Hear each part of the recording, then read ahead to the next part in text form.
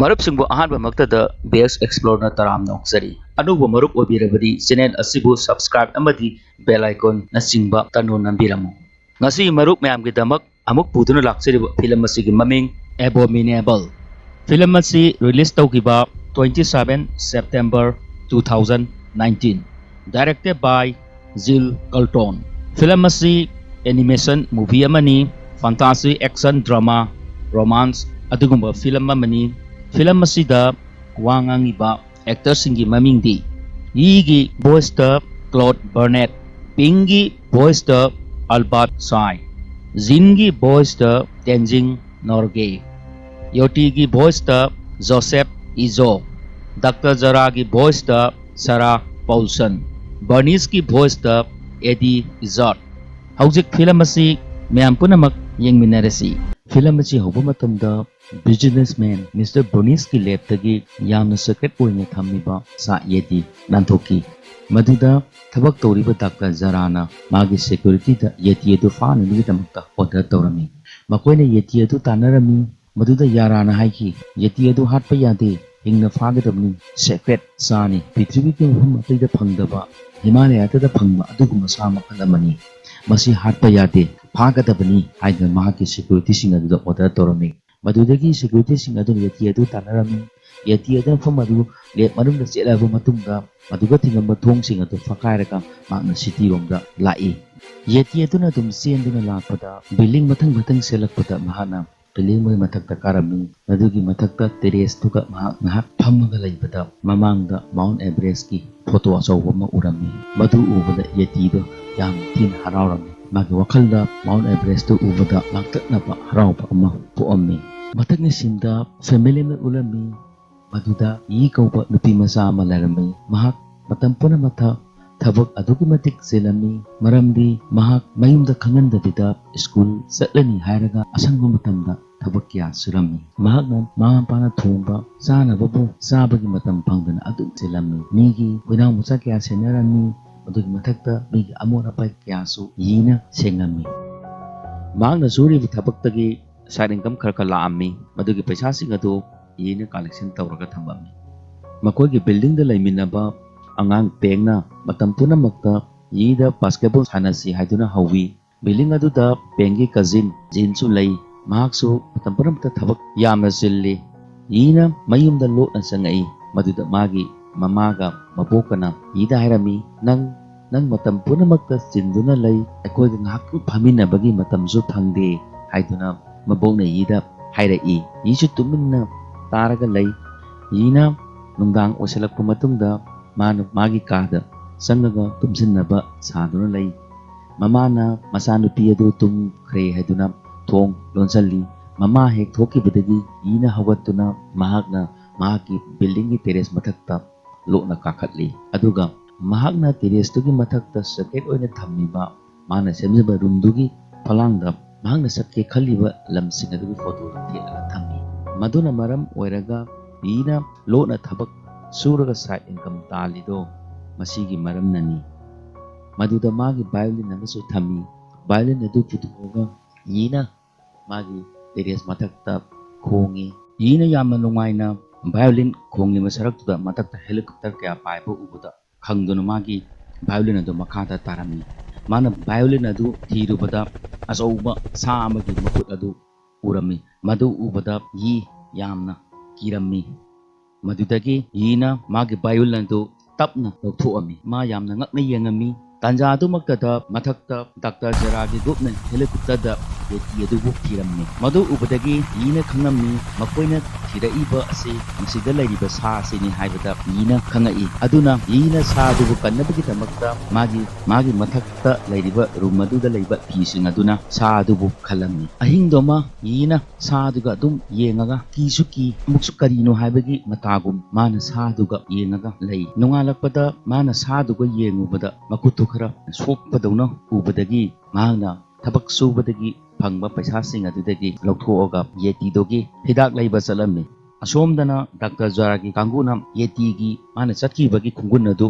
ꯀꯥꯔꯗꯨꯒꯤ ꯃꯊꯛꯇ ꯇꯥꯔꯝꯃꯤ꯫ Dr. Zarana khalami sa si masigi surrounding da lai haibasi kariguma thingnaradi haw haiduna order tawrami yina mana pharmacy dagi halakpada haida kharaga asaput kharaga puraga lai madudagi mana tapna magi teresa kakhatlaga sadugi manakta asaput singadu langsali madudagi yeti aduna tapna thorami madugi matungda yina saduda soiba asokpa aduda hadaga tu teselami aduga bandage na punsilami du ubada yeti adu yamna ngami yamna so hararami maramdi miyoi bana mabu nungsina topi haibasi magi thamoida ahanba oina yeti gi thamoida khalami adudagi yeti adu tapna tumthagirami aduga yina yeti adu lotna bagi tamakta mathakta mana semiba teres adu semdok senjin tawraga sa adu lotna bagi monga yina semami undang je sulakpada yina magi violin adu do khongaga sa adu da tahalami yeti adu violin mukhona tabadagi ma hagolami aduga mana teres adu oga yemi yeti aduna mamangda theliba Mount Everest ki photo du ubda mana yamna unna yengami maduda yina khangami sa asi Mount Everest ta saningi ma Mount Everest ta leiba sa amani haibasi yina khanglai adudagi yina yeti da hangami nang mafam asi saningbra haibdagi yeti duna yida saningi haibagi ingit pirakhi nakala maromdana businessman Mr. Bernice na Zaragi party da phone toromi karigino sa do ko phaba ngamtribido madugi sound yamna important oiba sani haiduna yamna kanna sauna order tawrai aduga asomdana yeti ga yiga yamna nungaina terrace ta harauduna sanarami sanadana mana khariba room dagi mapan thoamaga sanarami tanja adu makta penga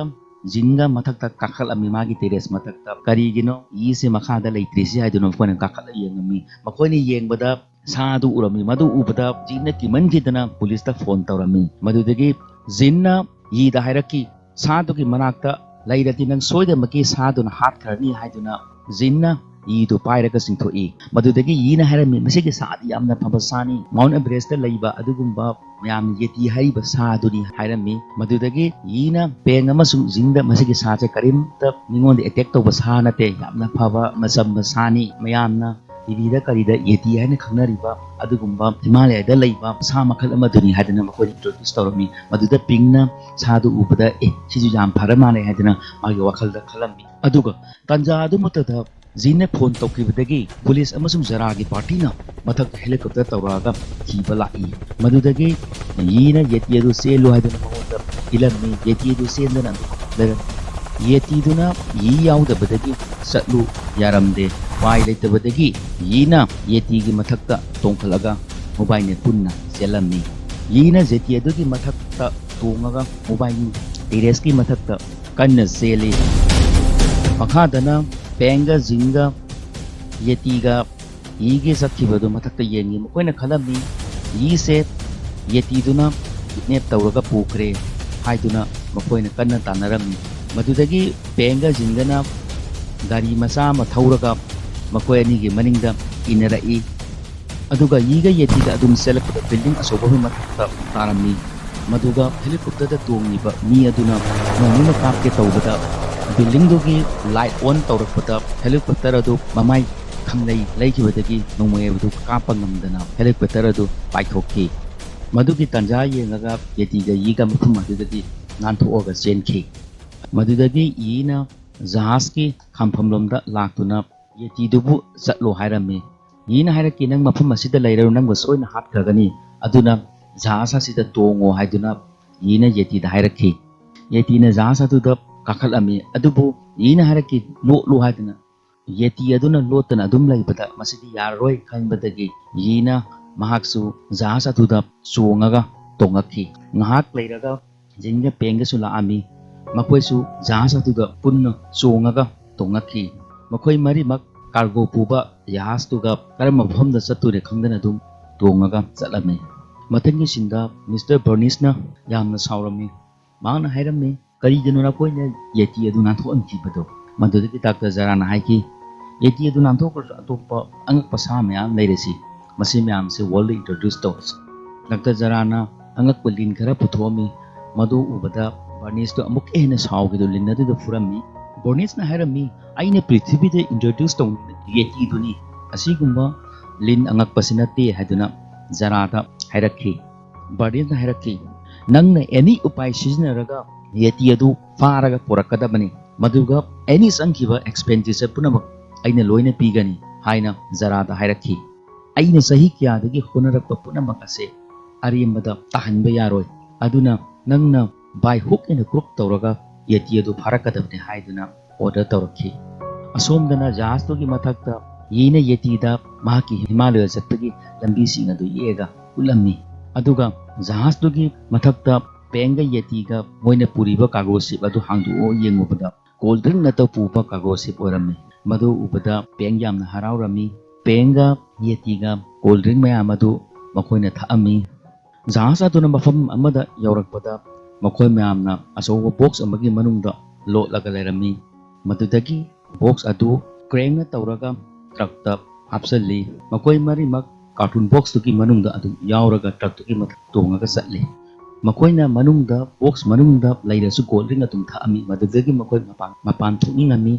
ꯌꯦꯇꯤꯅ ꯅꯣꯡꯃꯛꯄꯗ ꯃꯈꯣꯏꯒꯤ carton box ꯑꯗꯨ ꯃꯈꯥꯗ ꯇꯥꯍꯧꯔꯝꯃꯤ, ꯑꯗꯨꯒ ꯃꯈꯣꯏ ꯌꯪꯒꯟ ꯑꯗꯨꯗ ꯂꯩꯔꯝꯃꯤ꯫ ꯖꯤꯟꯅ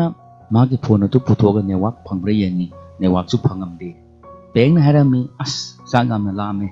ꯀꯔꯤꯒꯨꯝꯕ ꯈꯔ ꯆꯥꯅꯤꯡꯉꯤ ꯍꯥꯏꯗꯨꯅ ꯃꯈꯣꯏꯗ ꯍꯥꯏꯔꯛꯈꯤ꯫ ꯃꯌꯥꯝ ꯄꯨꯝꯅꯃꯛꯁꯨ ꯃꯌꯨꯝꯗꯒꯤ ꯊꯣꯛꯂꯛꯄꯗꯤ ꯀꯔꯤꯝꯇ ꯆꯥꯗꯕꯅꯤꯅ ꯆꯥꯛ ꯂꯣꯏꯅ ꯂꯥꯝꯃꯝꯃꯤ꯫ ꯃꯗꯨꯗ ꯌꯦꯇꯤꯗꯨꯅ ꯃꯥꯒꯤ ꯃꯦꯖꯤꯛꯀꯤ ꯄꯋꯥꯔ ꯁꯤꯖꯤꯟꯅꯔꯒ ꯖꯪꯒꯜꯗꯨꯗ ꯍꯧꯔꯤꯕ ꯕ꯭ꯂꯨꯕꯦꯔꯤ ꯄꯨꯝꯅꯃꯛ ꯑꯁꯤ ꯇꯞꯅ ꯇꯞꯅ ꯂꯣꯏꯅ ꯃꯨꯜꯍꯜꯂꯝꯃꯤ꯫ ꯃꯥꯅ ꯃꯦꯖꯤꯛ ꯇꯧꯔꯕ ꯃꯇꯨꯡꯗ ꯍꯧꯔꯤꯕ ꯕ꯭ꯂꯨꯕꯦꯔꯤ ꯃꯌꯥꯝ ꯑꯗꯨ ꯇꯞꯅ ꯇꯞꯅ ꯃꯔꯨ ꯄꯥꯜꯂꯛꯏ꯫ ꯃꯈꯣꯏ ꯃꯌꯥꯝ ꯑꯗꯨ ꯕ꯭ꯂꯨꯕꯦꯔꯤ ꯑꯗꯨ ꯃꯨꯜꯂꯛꯄꯗ ꯌꯥꯝꯅ ꯍꯔꯥꯎꯔꯝꯃꯤ꯫ ꯃꯈꯣꯏ ꯌꯦꯇꯤꯁꯨ ꯌꯥꯝ ꯍꯔꯥꯎꯗꯨꯅ ꯕ꯭ꯂꯨꯕꯦꯔꯤ ꯃꯌꯥꯝꯗꯨ ꯆꯥꯔꯝꯃꯤ꯫ ꯄꯦꯡꯁꯨ ꯍꯔꯥꯎꯗꯨꯅ ꯕ꯭ꯂꯨꯕꯦꯔꯤꯗꯨ ꯆꯥꯔꯝꯃꯤ꯫ ꯑꯗꯨꯕꯨ ꯌꯦꯇꯤꯗꯨꯒꯤ ꯄꯋꯥꯔ ꯑꯗꯨ ꯀꯟꯇ꯭ꯔꯣꯜ ꯇꯧꯗꯕꯅꯤꯅ ꯕ꯭ꯂꯨꯕꯦꯔꯤ ꯑꯗꯨ ꯑꯗꯨꯝ ꯆꯥꯎꯊꯣꯔꯛꯑꯝꯃꯤ꯫ ꯃꯗꯨꯗꯒꯤ ꯃꯈꯣꯏ ꯕ꯭ꯂꯨꯕꯦꯔꯤꯒꯤ ꯍꯧꯐꯝꯗꯒꯤ ꯃꯐꯝꯗꯒꯤ ꯃꯈꯣꯏ ꯆꯦꯟꯕ ꯇꯥꯔꯝꯃꯤ꯫ ꯑꯁꯣꯝꯗꯅ ꯕ꯭ꯂꯨꯕꯦꯔꯤ ꯃꯌꯥꯝ ꯑꯗꯨꯅ ꯆꯤꯡꯈꯥꯔꯣꯝꯗ ꯑꯣꯟꯊꯔꯒ ꯇꯥꯔꯛꯏ꯫ ꯃꯗꯨꯗ ꯃꯈꯣꯏ ꯃꯌꯥꯝ ꯑꯗꯨ ꯆꯤꯡꯈꯥꯔꯣꯝꯗ ꯀꯟꯅ ꯆꯦꯜꯂꯛꯏ꯫ ꯃꯈꯣꯏꯅ ꯆꯦꯜꯂꯕ ꯃꯇꯨꯡꯗ ꯅꯨꯡꯗꯥꯡ ꯌꯧꯔꯛꯏ꯫ ꯋꯥꯗꯨꯅ ꯃꯈꯣꯏ ꯃꯌꯥꯝ ꯉꯥꯏꯍꯥꯛꯇꯪ ꯄꯣꯊꯥꯏ꯫ ꯖꯤꯟꯅ ꯍꯥꯏꯔꯛꯏ, ꯃꯁꯤꯒꯤ ꯖꯪꯒꯜ ꯑꯁꯤꯗ ꯁꯥ ꯑꯁꯤ ꯃꯁꯤꯗ ꯆꯠꯍꯟꯈ꯭ꯔꯁꯤ, ꯑꯗꯨꯒ ꯑꯩꯈꯣꯏꯅ ꯇ꯭ꯔꯦꯟ ꯑꯃꯗ ꯇꯣꯡꯉꯒ ꯑꯩꯈꯣꯏ ꯍꯜꯂꯁꯤ ꯍꯥꯏꯔꯛꯈꯤ꯫ ꯃꯗꯨꯗ ꯌꯤꯅ ꯍꯥꯏꯔꯛꯏ, ꯌꯦꯇꯤ ꯑꯁꯤ ꯌꯥꯝꯅ ꯄꯤꯛꯂꯤꯕ ꯁꯥꯅꯤ, ꯑꯩꯈꯣꯏꯅ ꯀꯃꯥꯏꯅ ꯖꯪꯒꯜꯁꯤꯒ ꯊꯥꯗꯣꯛꯇꯣꯏꯅꯣ? ꯃꯥꯕꯨ ꯍꯤꯃꯥꯂꯌꯒꯤ ꯃꯐꯝꯗ ꯊꯥꯗꯣꯛꯄ ꯍꯥꯏꯕꯁꯤ ꯑꯩꯈꯣꯏꯒꯤ ꯏꯊꯧꯗꯥꯡꯅꯤ ꯍꯥꯏꯗꯨꯅ ꯖꯤꯟꯗ ꯍꯥꯏꯔꯛꯈꯤ꯫ ꯃꯊꯪꯒꯤ ꯅꯨꯃꯤꯠꯇ ꯌꯤꯅ ꯃꯥꯒꯤ ꯚꯥꯏꯑꯣꯂꯤꯟ ꯑꯗꯨ ꯄꯨꯊꯣꯛꯑꯒ ꯌꯦꯇꯤꯗꯨꯒꯤ ꯃꯅꯥꯛꯇ ꯚꯥꯏꯑꯣꯂꯤꯟ ꯑꯗꯨ ꯈꯣꯡꯉꯝꯃꯤ꯫ ꯌꯤꯅ ꯚꯥꯏꯑꯣꯂꯤꯟ ꯍꯥꯞꯆꯟꯗꯨꯅ ꯂꯩꯔꯤꯉꯩꯗ ꯄꯤꯡꯒ ꯖꯤꯟꯒ ꯂꯥꯛꯑꯒ ꯃꯅꯥꯛꯇ ꯂꯥꯛꯑꯝꯃꯤ꯫ ꯄꯤꯡꯅ ꯍꯥꯏꯔꯝꯃꯤ, ꯃꯁꯤꯒꯤ ꯚꯥꯏꯑꯣꯂꯤꯟ ꯑꯁꯤ ꯅꯪꯒꯤ ꯕꯕꯥꯒꯤ ꯅꯠꯇ꯭ꯔꯥ? ꯃꯗꯨꯗ ꯌꯤꯅ, ꯍꯣꯏ, ꯑꯩꯒꯤ ꯕꯕꯥꯒꯤ, ꯃꯥꯅ ꯄꯥꯏꯔꯝꯕ ꯚꯥꯏꯑꯣꯂꯤꯟꯅꯤ ꯍꯥꯏꯔꯛꯈꯤ꯫ ꯃꯗꯨꯗ ꯖꯤꯟꯅ ꯍꯥꯏꯔꯛꯈꯤ, ꯅꯪ ꯚꯥꯏꯑꯣꯂꯤꯟꯗꯤ ꯈꯣꯡꯗ꯭ꯔꯕ ꯅꯠꯇ꯭ꯔꯥ? ꯌꯤꯅ ꯈꯨꯝꯃꯛꯏ, ꯍꯣꯏ, ꯑꯩ ꯈꯣꯡꯗꯤ ꯈꯣꯡꯗ꯭ꯔꯦ, ꯑꯗꯨꯕꯨ ꯃꯔꯛ ꯃꯔꯛꯇ ꯚꯥꯏꯑꯣꯂꯤꯟ ꯑꯁꯤ ꯑꯃꯨꯛ ꯋꯥꯈꯜ ꯅꯨꯡꯉꯥꯏꯇ꯭ꯔꯀꯥꯟꯗ ꯈꯣꯡꯉꯤ ꯍꯥꯏꯗꯨꯅ ꯌꯤꯅ ꯍꯥꯏꯔꯛꯈꯤ꯫ ꯑꯁꯣꯝꯗꯅ ꯕꯤꯖꯤꯅꯦꯁꯃꯦꯟ ꯕꯔꯅꯤꯁ ꯑꯃꯁꯨꯡ ꯗꯥꯛꯇꯔ ꯖꯥꯔꯥꯅ ꯃꯈꯣꯏꯅ ꯆꯠꯈꯤꯕ ꯃꯐꯝꯁꯤꯡ ꯑꯗꯨ ꯊꯤꯔꯒ ꯂꯥꯛꯑꯝꯃꯤ꯫ ꯃꯗꯨꯗ ꯃꯈꯣꯏꯅ ꯊꯛꯈꯤꯕ ꯄꯦꯞꯁꯤꯒꯤ ꯀꯦꯟ ꯃꯌꯥꯝ ꯑꯗꯨ ꯈꯨꯜꯂꯒ ꯊꯤꯔꯒ ꯂꯥꯛꯏ꯫ ꯃꯈꯣꯏꯅ ꯑꯁꯨꯝ ꯂꯥꯛꯄꯗ ꯃꯈꯣꯏꯅ ꯂꯩꯔꯝꯕ ꯖꯪꯒꯜꯗꯨꯒꯤ ꯃꯅꯨꯡ ꯇꯝꯅ ꯂꯥꯛꯏ꯫ ꯕꯔꯅꯤꯁꯅ ꯃꯥꯒꯤ ꯑꯔꯩꯕ ꯐꯣꯔꯁ ꯃꯌꯥꯝ ꯑꯗꯨ ꯄꯨꯔꯒ ꯖꯪꯒꯜ ꯑꯗꯨꯗ ꯂꯥꯛꯏ꯫ ꯖꯪꯒꯜꯗꯨꯒ ꯕꯤꯖꯤꯅꯦꯁꯃꯦꯟ ꯕꯔꯅꯤꯁꯅ ꯍꯥꯏꯔꯛꯏ ꯗꯥꯛꯇꯔ ꯖꯥꯔꯥꯗ, ꯌꯦꯇꯤ ꯑꯗꯨ ꯅꯝꯐꯨꯗ ꯐꯥꯒꯗꯕꯅꯤ, ꯅꯥꯟꯊꯣꯛꯍꯟꯕ ꯌꯥꯗꯦ ꯍꯥꯏꯗꯨꯅ ꯃꯈꯣꯏꯒꯤ ꯀꯂꯤꯛ ꯃꯌꯥꯝ ꯑꯗꯨꯗ ꯃꯥꯅ ꯑꯣꯔꯗꯔ ꯇꯧꯔꯛꯏ꯫ ꯑꯁꯣꯝꯗꯅ ꯌꯤ ꯑꯃꯁꯨꯡ ꯌꯦꯇꯤ ꯃꯈꯣꯏ ꯌꯥꯝꯅ ꯍꯔꯥꯎꯗꯅ ꯆꯤꯡꯗꯨꯒꯤ ꯃꯊꯛꯇ ꯁꯥꯟꯅꯔꯒ ꯀꯥꯈꯠꯂꯝꯃꯤ ꯆꯦꯜꯂꯒ꯫ ꯃꯈꯣꯏꯅ ꯁꯥꯟꯅ ꯀꯥꯈꯠꯂꯛꯄꯗꯨ ꯋꯥꯔꯦ ꯍꯥꯏꯗꯨꯅ ꯂꯝꯕꯤꯗꯨꯒ ꯉꯥꯏꯍꯥꯛꯇꯪ ꯄꯣꯊꯥꯏ꯫ ꯃꯈꯣꯏꯅ ꯉꯥꯏꯍꯥꯛꯇꯪ ꯄꯣꯊꯥꯔꯤꯉꯩ ꯁꯔꯛꯇꯨꯗ ꯃꯈꯣꯏꯒꯤ ꯃꯃꯥꯡꯃꯛꯇꯗ ꯗꯥꯛꯇꯔ ꯖꯥꯔꯥ ꯍꯣꯏꯒꯤ ꯗ꯭ꯔꯣꯟ ꯑꯗꯨ ꯃꯈꯣꯏꯕꯨ ꯊꯤꯕ ꯂꯥꯛꯑꯝꯃꯤ꯫ ꯃꯗꯨ ꯎꯕꯗ ꯃꯈꯣꯏ ꯌꯥꯝꯅ ꯉꯛꯑꯝꯃꯤ꯫ ꯕꯔꯅꯤꯁ ꯑꯃꯁꯨꯡ ꯖꯥꯔꯥꯅ ꯀꯥꯔꯗꯒꯤ ꯔꯤꯃꯣꯠ ꯀꯟꯇ꯭ꯔꯣꯜ ꯇꯧꯔꯒ ꯌꯦꯡꯉꯝꯃꯤ ꯃꯈꯣꯏ ꯀꯗꯥꯏꯗ ꯆꯠꯀꯦ ꯍꯥꯏꯗꯨꯅ꯫ ꯌꯤ ꯑꯃꯁꯨꯡ ꯌꯦꯇꯤ ꯃꯈꯣꯏ ꯌꯥꯝꯅ ꯃꯊꯥ ꯁꯥꯔꯝꯃꯤ꯫ ꯎꯄꯥꯏ ꯂꯩꯇ꯭ꯔꯗꯨꯅ ꯌꯦꯇꯤꯗꯨꯅ ꯌꯤꯅ ꯄꯥꯏꯔꯤꯕ ꯂꯩ ꯑꯗꯨ ꯃꯥꯒꯤ ꯃꯦꯖꯤꯛ ꯇꯧꯔꯒ ꯈꯪꯆꯥꯎ ꯆꯥꯎꯍꯜꯂꯝꯃꯤ꯫ ꯃꯗꯨꯗꯒꯤ ꯃꯈꯣꯏꯅ ꯂꯩ ꯑꯗꯨꯗ ꯇꯣꯡꯉꯒ ꯃꯐꯝ ꯑꯗꯨꯗꯒꯤ ꯄꯥꯏꯔꯒ ꯂꯥꯛꯏ꯫ ꯑꯗꯨꯕꯨ ꯖꯤꯟꯗꯤ ꯆꯣꯡꯕ ꯉꯝꯍꯧꯗꯕꯅꯤꯅ ꯃꯥꯒꯤ ꯃꯈꯥꯔꯣꯝꯗ ꯑꯣꯏꯅ ꯆꯦꯜꯂꯛꯏ꯫ ꯃꯈꯣꯏ ꯑꯍꯨꯝꯅ ꯑꯇꯤꯌꯥꯗ ꯄꯥꯏꯔꯒ ꯂꯥꯛꯏ꯫ ꯖꯤꯟꯗꯣ ꯗ꯭ꯔꯣꯟꯗꯨꯅ ꯇꯥꯟꯅꯔꯒ ꯃꯈꯥꯗ ꯇꯥꯔꯝꯃꯤ꯫ ꯃꯍꯥꯛꯄꯨ ꯖꯥꯔꯥ ꯑꯃꯁꯨꯡ ꯗꯣꯔꯁꯅ ꯐꯥꯔꯝꯃꯤ, ꯑꯗꯨꯒ ꯃꯈꯣꯏꯅ ꯃꯉꯣꯟꯗ ꯋꯥꯍꯩ ꯀꯌꯥ ꯊꯦꯝꯃꯝꯃꯤ꯫ ꯗꯣꯛꯇꯔ ꯖꯥꯔꯥꯅ ꯖꯤꯟꯗ ꯍꯥꯏꯖꯤꯜꯂꯝꯃꯤ, ꯑꯩꯈꯣꯏꯅ ꯌꯦꯇꯤ ꯑꯗꯨ ꯍꯥꯠꯄꯒꯤ ꯇꯥꯟꯅꯕ ꯅꯠꯇꯦ, ꯃꯥꯗꯤ ꯌꯥꯝ ꯈꯨꯗꯣꯡꯊꯤꯅꯤꯡꯉꯥꯏ ꯑꯣꯏꯕ ꯑꯗꯨꯒꯨꯝꯕ ꯁꯥ ꯑꯃꯅꯤ, ꯃꯗꯨꯕꯨ ꯁꯣꯛꯇꯅꯕꯒꯤꯗꯃꯛꯇ ꯃꯥꯕꯨ ꯐꯥꯅꯕ ꯍꯥꯏꯕꯁꯦ ꯑꯩꯈꯣꯏꯒꯤ ꯏꯊꯧꯅꯤ, ꯑꯗꯨꯅ nakoisu magi manakta chatpa haibasi nakoi jamna sokningai oi haiduna Dr. Zarana Jinda hairakhi mado tabadagi Jingi wakal adu chumma le khanduna makoina turenabagi manakta thengnasi haibadu mahana loina haidoklami asomdana yeti peng makoina pairaga lakpa layadu dizat amada tarami madudagi makoi makongna chatpa tarami asomdana Bernice hairaki yeti aiba sa adu prithibida yamna tangna phangba adugma sa makal masi miyobada kyam sokningai oidi haibadu adugi research tawna sa amani haiduna Bernice Jinda hairaki asomdana yeti ping makoina dizatigi la amatungda mafam mamada makoi ungdang yausalaga taraga wamandana makoi tummaga lay mina hawal yengi ngaktang asomdana Jinna mafam dadi huralaga thulakpada Dr. Zarana magi kalakta haiba tarami sa adu akoina bai hukna group tawra phagadamni aduga koi masigi sa se yam important oba sani phadaba yati haiba du Jinna tarami madu tabda Jin yamna ngami madudagi Jinna mahagna usi ma thaduna Dr. Zaradagi magi gari gi sapi adu lahunaba thai usi aduna gari gi sapi adu huralaga purai aduga usi adu businessman Mr. Bernice ki usi ni mahangna thong hangdoga usi adu mangona sinarami aduga sapi adu pairaga mahangna bike adu thogi toromi adugu bike adu yamna kanna sengkibdagi makhada targa lehawi gari duna sengkhra matuna jing upai reta masa matona serai madudagi mahangna turenabagi manakta yaurami maduda mahakna magi mobile do jolaga mahakna maloromi hi adu tongaga Jin laami asomdana yeti ping makoi dijatagi yamna wana tapna laami aroibada makoina train gi lambi urami madu ubada makoi ahum yamna haraurami yina yeti da hairai magic tawraga train do manungda tonghalu haiduna hairai madudagi yeti duna magic tawraga makoi ahum train manungda tonglakhi train manungda makoi una tongbodu makoi yamna haraurami train gi nungsit mayam adu phangmada pingado yamna haraudana train manungda makoi lairami makoina sum laaba matungda city macha ama thengnarami madudi mi yamna laibudo ui mafam duga yakki san mayam asu laiba ui madudagi pengna yeti adu thauri mayam ama hapsalaga yak saraga thauraga thorai yeti dogi mathakta pengna tongaga yakki mongda yeti dasu adum satlaga city manungda lai aduga yina Jinadu lakpra haiduna mamangda satlaga yengi mahakna satlaga yengbada Jin mali haiduna kaurubada ahanna ma oirami aduga mana mi marakta hangdoga yengubada yeti adu Dr. Zaragi kanguna tanabadu urai aduga yina turendogi mapanda lakpada Jindo thengnarami aduga yina hairami yeti adu Dr. Zaragi kanguna pharamada mali kanba ngamdre haiduna Jinda hairakhi asomdana yeti adu Dr. Zaragi kanguna yak myamgi marakta kwasalaga larami aduga pingsu urami pingna laurami yeti da namkhairaga selo haiduna lauram yeti adu makoi myamda namkhairaga makoina lairiba turelomda lai madudagi makoina tongiba hi aduda yeti adusu songtharami asomdana Dr. Zara Bernice makoina su yeti adu fane midamda garida tanarai aduga yina tongiba hi adu yeti aduna magi makutna namaga power sidina yamna yangna makogi hi adu yamna kanna thorobi control ngamdabdagi lai mayam thaba fil amada makogi hi adu tasalami aduga Mr. Bernice ki mukuna thoriba gari dusu amai leiba ngamdabdagi fil aduda tasalami yeti ping makoi mayamsu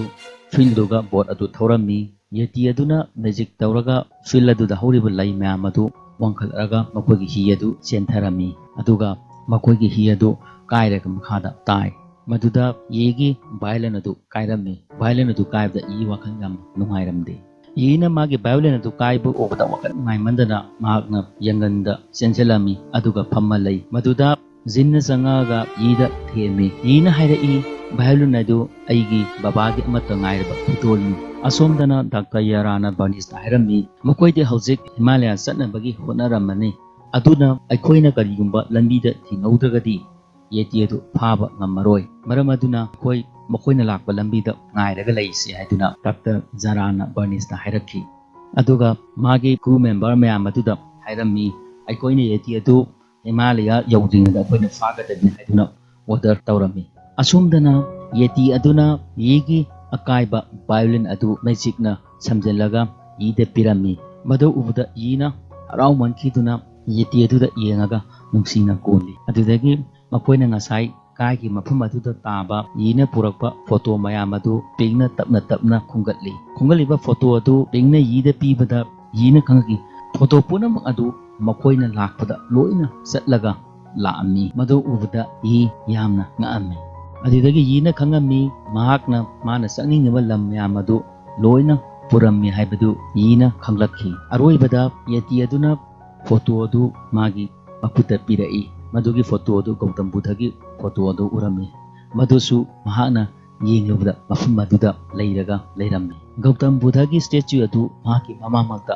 ꯂꯩꯔꯝꯃꯤ ꯃꯗꯨ ꯎꯕꯗ ꯌꯤ ꯌꯥꯝꯅ ꯍꯔꯥꯎꯈꯤ ꯌꯥꯝꯅ ꯅꯤꯡꯁꯤꯡꯉꯛꯈꯤ ꯃꯈꯣꯏ ꯄꯨꯝꯅꯃꯛ ꯒꯧꯇꯝ ꯕꯨꯙꯒꯤ statue ꯑꯗꯨꯗ ꯌꯦꯡꯉꯝꯃꯤ ꯑꯗꯨꯒ ꯃꯈꯣꯏꯅ ꯁ꯭ꯇꯦꯆꯨꯗ ꯂꯥꯛꯑꯝꯃꯤ ꯃꯗꯨꯗ ꯌꯤꯅ ꯃꯥꯒꯤ ꯚꯥꯏꯑꯣꯂꯤꯟ ꯑꯗꯨ ꯈꯣꯡꯉꯝꯃꯤ ꯚꯥꯏꯑꯣꯂꯤꯟ ꯑꯗꯨ ꯈꯣꯡꯉꯛꯄꯗ ꯃꯗꯨꯗ ꯍꯧꯔꯤꯕ ꯐꯖꯕ ꯄ꯭ꯂꯥꯟ ꯑꯗꯨ ꯂꯩ ꯃꯊꯪ ꯁꯥꯠꯂꯝꯃꯤ ꯃꯔꯝꯗꯤ ꯌꯦꯇꯤ ꯑꯗꯨꯅ ꯚꯥꯏꯑꯣꯂꯤꯟ ꯑꯗꯨꯒꯁꯨ ꯄꯋꯥꯔ ꯍꯥꯞꯆꯤꯜꯂꯝꯃꯤ ꯃꯥꯅ ꯈꯣꯡꯕꯗꯨꯗ ꯃꯗꯨꯒ ꯅꯣꯡ ꯃꯔꯤꯛ ꯇꯥꯔꯛꯄꯗꯨꯗ ꯂꯩ ꯃꯌꯥꯝ ꯑꯃ ꯑꯣꯜꯂꯛꯏ ꯃꯗꯨꯒꯤ ꯃꯊꯪ ꯚꯥꯏꯑꯣꯂꯤꯟ ꯑꯗꯨꯒꯤ ꯄꯋꯥꯔꯗꯨꯅ ꯒꯧꯇꯝ ꯕꯨꯙꯒꯤ ꯃꯅꯥꯛꯇ ꯂꯩ ꯃꯌꯥꯝ ꯑꯃ ꯍꯧꯔꯝꯃꯤ ꯌꯥꯝꯅ ꯐꯖꯅꯁꯨ ꯁꯥꯠꯂꯝꯃꯤ ꯃꯥꯒꯤ ꯃꯦꯖꯤꯛꯇꯨꯒꯤ ꯄꯋꯥꯔꯗꯨꯅ ꯑꯗꯨꯒꯤ ꯃꯇꯨꯡꯗ ꯃꯈꯣꯏ ꯄꯨꯝꯅꯃꯛ ꯐꯖꯈ꯭ꯔꯕ ꯂꯩ ꯁꯥꯠꯄ ꯎ ꯑꯃꯒꯤ ꯃꯈꯣꯡꯗ ꯃꯈꯣꯏ ꯐꯝꯃꯝꯃꯤ ꯑꯗꯨꯒ ꯅꯨꯡꯗꯥꯡ ꯌꯧꯁꯜꯂꯛꯑꯒ ꯂꯩꯗꯨꯒꯤ ꯃꯊꯛꯇ ꯑꯩꯈꯣꯏ ꯄꯨꯝꯅꯃꯛ ꯀꯥꯈꯠꯂꯒ ꯑꯇꯤꯌꯥꯗ ꯊꯋꯥꯟꯃꯤꯆꯥꯛ ꯃꯌꯥꯝꯕꯨ ꯌꯦꯡꯗꯨꯅ ꯂꯩꯔꯝꯃꯤ ꯑꯗꯨꯒ ꯃꯈꯣꯏ ꯃꯌꯥꯝ ꯌꯦꯇꯤ ꯑꯗꯨꯒꯤ ꯃꯊꯛꯇ ꯅꯨꯡꯉꯥꯏꯅ ꯇꯨꯝꯃꯒ ꯋꯥꯔꯤ ꯁꯥꯟꯅꯔꯝꯃꯤ ꯑꯗꯨꯒ ꯃꯊꯪꯒꯤ ꯅꯨꯃꯤꯠꯇ ꯃꯈꯣꯏꯅ ꯍꯤꯃꯥꯂꯌꯥ ꯌꯧꯔꯝꯗꯥꯏꯗ ꯑꯆꯧꯕ ꯊꯣꯡ ꯑꯃ ꯂꯥꯟꯒꯦ ꯇꯧꯕꯗ ꯗꯥꯛꯇꯔ ꯖꯔꯥꯒꯤ ꯒ꯭ꯔꯨꯞꯅ ꯍꯦꯂꯤꯀꯣꯞꯇꯔꯗ ꯃꯈꯣꯏꯕꯨ ꯇꯥꯟꯅꯔꯛꯏ ꯃꯈꯣꯏꯁꯨ ꯀꯟꯅ ꯆꯦꯜꯂꯤ ꯕꯔꯅꯤꯁꯀꯤ ꯇꯤꯝ ꯄꯨꯝꯅꯃꯛꯅ ꯒꯥꯔꯤꯗ ꯂꯥꯛꯄ ꯀꯥꯡꯕꯨꯅ ꯊꯣꯡꯗꯨꯕꯨ ꯊꯠꯂꯝꯃꯤ ꯑꯗꯨꯒ ꯃꯊꯛꯇꯅ ꯍꯦꯂꯤꯀꯣꯞꯇꯔ ꯑꯅꯤꯅ ꯃꯈꯣꯏꯕꯨ ꯇꯥꯟꯅꯔꯛꯏ ꯃꯈꯣꯏꯁꯨ ꯆꯦꯟꯐꯝ ꯈꯪꯗꯅ ꯊꯣꯡ ꯑꯗꯨꯒꯤ ꯃꯌꯥꯏꯗ ꯂꯩꯔꯝꯃꯤ ꯑꯗꯨꯗꯒꯤ ꯌꯦꯇꯤ ꯑꯗꯨꯅ ꯃꯈꯣꯏꯕꯨ ꯀꯟꯅꯅꯕꯒꯤ ꯁꯥꯏꯠꯇ ꯏꯟꯊꯣꯛꯑꯝꯃꯤ ꯑꯁꯣꯝꯗꯅ ꯊꯣꯡꯒꯤ ꯁꯥꯏꯠ ꯑꯅꯤꯃꯛꯇꯒꯤ ꯕꯔꯅꯤꯁꯀꯤ ꯀꯥꯡꯕꯨ ꯑꯗꯨꯅ ꯇꯞꯅ ꯆꯪꯁꯤꯜꯂꯛꯏ ꯃꯗꯨꯒꯤ ꯃꯇꯨꯡꯗ ꯌꯦꯇꯤ ꯑꯗꯨꯅ ꯎꯄꯥꯏ ꯂꯩꯇꯕꯗꯒꯤ ꯃꯍꯥꯛꯅ ꯕ꯭ꯔꯤꯖꯀꯤ ꯃꯊꯛꯇ ꯀꯟꯅ ꯆꯦꯟꯈꯠꯂꯝꯃꯤ ꯕ꯭ꯔꯤꯖꯀꯤ ꯃꯊꯛꯇ ꯆꯦꯟꯈꯠꯂꯒ ꯃꯇꯣꯟꯗ ꯃꯍꯥꯛꯅ ꯂꯩꯔꯒ ꯃꯍꯥꯛꯀꯤ ꯃꯦꯖꯤꯛ ꯑꯗꯨ ꯇꯧꯕ ꯍꯧꯔꯝꯃꯤ ꯑꯗꯨꯗꯒꯤ ꯑꯇꯤꯌꯥꯗ ꯂꯩꯔꯤꯕ ꯅꯣꯡ ꯃꯌꯥꯝꯗꯨ ꯃꯈꯥꯗ ꯌꯨꯡꯉꯒ ꯄꯥꯏꯊꯕ ꯍꯧꯔꯛꯏ ꯃꯍꯥꯛꯀꯤ ꯃꯦꯖꯤꯛ ꯑꯗꯨꯅ ꯗꯥꯛꯇꯔ ꯕꯔꯅꯤꯁꯇꯨ ꯑꯉꯥꯡ ꯑꯣꯏꯔꯤꯉꯩꯗ ꯃꯍꯥꯛꯅ ꯍꯤꯃꯥꯂꯌꯥꯗ ꯆꯠꯄꯗ ꯌꯦꯇꯤ ꯑꯗꯨ ꯏꯍꯥꯟ ꯍꯥꯟꯅ ꯊꯦꯡꯅꯈꯤꯕꯗꯨ ꯅꯤꯡꯁꯤꯡꯉꯛꯏ ꯃꯗꯨꯗꯒꯤ ꯃꯥꯅ ꯒ꯭ꯌꯥꯟ ꯇꯥꯕ ꯍꯧꯔꯛꯈꯤ ꯌꯦꯇꯤ ꯑꯗꯨꯅ ꯃꯍꯥꯛꯄꯨ ꯑꯦꯇꯦꯛ ꯇꯧꯕ ꯅꯠꯇꯦ ꯌꯦꯇꯤ ꯑꯗꯨꯒꯤ ꯃꯆꯥ ꯑꯗꯨ ꯀꯟꯅꯕꯒꯤꯗꯃꯛꯇ ꯃꯉꯣꯟꯗ ꯑꯦꯇꯦꯛ ꯇꯧꯕꯅꯤ ꯍꯥꯏꯕꯗ ꯃꯍꯥꯛꯅ ꯈꯪꯉꯛꯈꯤ ꯃꯗꯨ ꯈꯪꯉꯛꯄ ꯃꯇꯨꯡꯗꯒꯤ ꯕꯔꯅꯤꯁꯅ ꯃꯍꯥꯛꯀꯤ ꯇꯤꯝꯗ ꯍꯥꯏꯔꯛꯈꯤ ꯌꯦꯇꯤ ꯑꯗꯨ ꯐꯥꯔꯨꯔꯅꯨ ꯊꯥꯗꯣꯛꯈ꯭ꯔꯣ ꯌꯦꯇꯤꯅ ꯇꯧꯔꯤꯁꯦ ꯃꯍꯥꯛꯀꯤ ꯃꯆꯥ ꯑꯗꯨ ꯀꯟꯅꯕꯒꯤꯗꯃꯛꯇ ꯇꯧꯕꯅꯤ ꯑꯗꯨꯅ ꯍꯧꯖꯤꯛ ꯃꯥꯅ ꯇꯧꯔꯤꯁꯨ ꯊꯣꯡ ꯃꯌꯥꯏꯗ ꯂꯩꯔꯤꯕ ꯒ꯭ꯔꯨꯞꯁꯤꯡ ꯑꯁꯤ ꯀꯟꯅꯕꯒꯤꯗꯃꯛꯇ ꯃꯍꯥꯛꯀꯤ ꯄꯋꯥꯔꯗꯨ ꯁꯤꯖꯤꯟꯅꯕꯅꯤ ꯍꯥꯏꯗꯨꯅ ꯕꯔꯅꯤꯁꯅ ꯃꯈꯣꯏꯒꯤ ꯇꯤꯝꯗ ꯍꯥꯏꯔꯛꯈꯤ ꯕꯔꯅꯤꯁꯅ ꯍꯥꯏꯔꯛꯈꯤ ꯌꯦꯇꯤ ꯑꯗꯨ ꯑꯩ ꯍꯥꯠꯄ ꯄꯥꯝꯗ꯭ꯔꯤ ꯃꯍꯥꯛꯄꯨ ꯊꯥꯗꯣꯛꯈ꯭ꯔꯣ ꯍꯥꯏꯗꯨꯅ ꯗꯥꯛꯇꯔ ꯖꯔꯥꯗ ꯍꯥꯏꯔꯛꯈꯤ ꯑꯗꯨꯗꯒꯤ ꯗꯥꯛꯇꯔ ꯖꯔꯥꯅ ꯃꯥꯒꯤ ꯀ꯭ꯔꯨꯁꯤꯡ ꯑꯗꯨꯗ ꯏꯪꯒꯤꯠ ꯇꯧꯔꯒ ꯕꯔꯅꯤꯁꯇ ꯅꯣꯡꯃꯩ ꯑꯗꯨ ꯄꯪꯊꯅꯕ ꯅꯣꯡꯃꯩ ꯑꯗꯨ ꯀꯥꯞꯁꯤꯜꯂꯤ ꯃꯗꯨꯗꯒꯤ ꯗꯥꯛꯇꯔ ꯖꯔꯥꯒꯤ ꯀ꯭ꯔꯨ ꯃꯌꯥꯝ ꯑꯗꯨꯅ ꯌꯦꯇꯤ ꯑꯗꯨꯗ ꯄꯪꯊꯅꯕ ꯅꯣꯡꯃꯩ ꯑꯗꯨ ꯀꯥꯞꯁꯤꯜꯂꯝꯃꯤ ꯅꯣꯡꯃꯩ ꯑꯗꯨꯅ ꯄꯥꯟꯕꯗꯒꯤ ꯌꯦꯇꯤ ꯑꯗꯨ ꯄꯪꯊꯔꯒ ꯃꯈꯥꯗ ꯇꯥꯔꯛꯈꯤ ꯇꯥꯟꯖꯥ ꯑꯗꯨꯃꯛꯇꯗ ꯌꯤꯅ ꯗꯥꯛꯇꯔ ꯖꯔꯥꯒ ꯃꯍꯥꯛꯀꯤ ꯅꯣꯡꯃꯩ ꯑꯗꯨ ꯃꯨꯟꯅꯗꯨꯅ ꯈꯟꯅꯔꯝꯃꯤ ꯀꯟꯅ ꯈꯟꯅꯔꯕ ꯃꯇꯨꯡꯗ ꯗꯥꯛꯇꯔ ꯖꯔꯥꯅ ꯌꯤ ꯑꯗꯨ ꯊꯣꯡꯗꯒꯤ ꯃꯈꯥꯗ ꯀꯥꯎꯊꯔꯝꯃꯤ ꯗꯥꯛꯇꯔ ꯖꯔꯥꯒꯤ ꯒ꯭ꯔꯨꯞꯅ ꯕꯔꯅꯤꯁ ꯌꯦꯇꯤ ꯄꯤꯡ ꯖꯤꯟ ꯃꯈꯣꯏ ꯄꯨꯝꯅꯃꯛꯄꯨ ꯐꯥꯔꯒ ꯃꯥꯒꯤ ꯒꯥꯔꯤꯗ ꯍꯥꯞꯆꯤꯜꯂꯒ ꯃꯈꯣꯏ ꯄꯨꯕ ꯍꯧꯔꯛꯈꯤ ꯑꯁꯣꯝꯗꯅ ꯌꯤ ꯑꯗꯨ ꯃꯈꯥꯗ ꯇꯥꯈꯤꯕꯗꯨ ꯃꯈꯥꯗ ꯇꯥꯔꯝꯗꯅ ꯊꯧꯔꯤ ꯑꯃꯗ ꯀꯣꯟꯁꯤꯜꯂꯒ ꯌꯥꯜꯂꯒ ꯃꯈꯥꯗ ꯂꯩꯔꯝꯃꯤ ꯃꯗꯨꯗꯒꯤ ꯃꯍꯥꯛꯅ ꯒ꯭ꯌꯥꯟ ꯇꯥꯔꯛꯂꯒ ꯊꯧꯔꯤ ꯑꯗꯨ ꯌꯥꯜꯂꯒ ꯕ꯭ꯔꯤꯖ ꯑꯗꯨꯒꯤ ꯃꯊꯛꯇ ꯀꯥꯈꯠꯂꯛꯈꯤ ꯃꯗꯨꯒꯤ ꯃꯇꯨꯡꯗ ꯌꯤꯅ ꯃꯍꯥꯛꯀꯤ ꯚꯥꯏꯑꯣꯂꯤꯟ ꯑꯗꯨ ꯄꯨꯊꯣꯛꯑꯒ ꯈꯣꯡꯕ ꯍꯧꯔꯛꯈꯤ ꯃꯍꯥꯛꯀꯤ ꯚꯥꯏꯑꯣꯂꯤꯟ ꯑꯗꯨ ꯍꯟꯗꯛꯀꯤ ꯈꯨꯈꯣꯡ ꯑꯁꯤꯗꯤ ꯁꯥꯎꯕꯒꯤ ꯃꯑꯣꯡꯗ ꯈꯣꯡꯕꯅꯤꯅ ꯚꯥꯏꯑꯣꯂꯤꯟ ꯑꯗꯨꯗ ꯃꯦꯖꯤꯛ ꯌꯥꯎꯕꯅꯤꯅ ꯑꯀꯟꯕ ꯃꯑꯣꯡꯗ ꯄꯋꯥꯔ ꯇꯧꯕ ꯍꯧꯔꯛꯈꯤ ꯃꯍꯥꯛꯅ ꯈꯣꯡꯕꯗꯒꯤ ꯃꯊꯛꯇ ꯂꯩꯔꯤꯕ ꯎꯟ ꯃꯌꯥꯝ ꯑꯗꯨ ꯅꯤꯡꯈꯥꯏꯔꯒ ꯇꯥꯕ ꯍꯧꯔꯛꯈꯤ ꯃꯍꯥꯛꯀꯤ ꯃꯦꯖꯤꯀꯦꯜ ꯄꯋꯥꯔ ꯑꯗꯨꯅ ꯂꯝꯕꯤ ꯑꯗꯨꯗ ꯀ꯭ꯔꯤꯁꯇꯦꯜ ꯃꯌꯥꯝ ꯃꯊꯪ ꯊꯣꯛꯄ ꯍꯧꯔꯛꯈꯤ ꯃꯗꯨꯗꯒꯤ ꯃꯈꯣꯏꯒꯤ ꯒꯥꯔꯤ ꯑꯗꯨ ꯆꯠꯄ ꯉꯝꯗꯅ ꯂꯝꯕꯤ ꯑꯗꯨꯗ ꯂꯩ ꯒꯥꯔꯤ ꯃꯅꯨꯡꯗ ꯌꯥꯎꯔꯤꯕ ꯕꯔꯅꯤꯁ ꯖꯤꯟ ꯌꯤ ꯃꯈꯣꯏ ꯒ꯭ꯌꯥꯟ ꯇꯥꯔꯛꯂꯝꯃꯤ ꯑꯗꯨꯒ ꯃꯈꯣꯏ ꯒꯥꯔꯤ ꯑꯗꯨ ꯈꯥꯝꯃꯝꯃꯤ ꯃꯗꯨꯗꯒꯤ ꯃꯈꯣꯏ ꯊꯣꯔꯛꯂꯝꯃꯤ ꯑꯗꯨꯒ Dr. Zarana yeti adu po hatlagi haiduna mahaki gari adu kanna thaujalami. Dr. Zara ki truck aduna yeti adu thaujalami. Yeti adu undugi marakta sangkhirami. Tanja adu matada mathaktagi un mayam adu taba haurai. Un aduna Dr. Zara ki truck adu makhada puthakhirami. Adudagi makoi mayam yeti aduga unaduna yamna haraurami. Bernice yeti dugi manapta sangsilaga mana hairei aina nambu yamna lana khallure aibu ngapiu haiduna Bernice yeti da hairaki. Tanja adu matada pingna yengthu ubada Mount Everest adu magi mamangda leibadu urai. Yeti aduna magi magic sizinaraga atyada pairiba leichin mayam adu paitharai. Makoina leichin adugi mathakta ngagi mawongda leichin aduna saraga makoi tungaga Mount Everest tamna atyada pairaga lai. Makoi punamak paira laaga Himalaya gi mafam aduda yawraki. Maduda makoina yeti adubu kainaramdada yamna nungsina kolammi. Ngahak lairaba matungda yetigi magi mama mapadu thorami. Sauraba yetigi mama mapasing adu thoroklaga makoida yengamaga yeti adu puraga Himalayada mangkhirami. Madudagi yeti duna magic taraga makoi amuk makoigi sahara duda puraklami. Yetiga magi mama mapa anidu unabada yi yamna haraurami. Makoigi sahara jawrakpada mahakna family ki value aduna mahaki mama mahaki maboki manaktamna senjelami. Adugi matungda yina magi mama mahaki mabokna simiba sauraba momosing adu sanabagi sagi haiduna hairami. Tanja adu maktada ping amasu jingsu makoigi yumaduda sangaki makoisu nokna sangai makoina sadubagi wari adu di kanamta haidoklamdi. Aroibada pingna businessman Bernice na explorer taunaba makoida gift khara piraki. Makoi mayam adu harauraga tak punna saminai. Bernice na makoigi next adventure taunabagi potsing adu makoi yengaga nokminaraga laminai. Asumna film masi loisinki.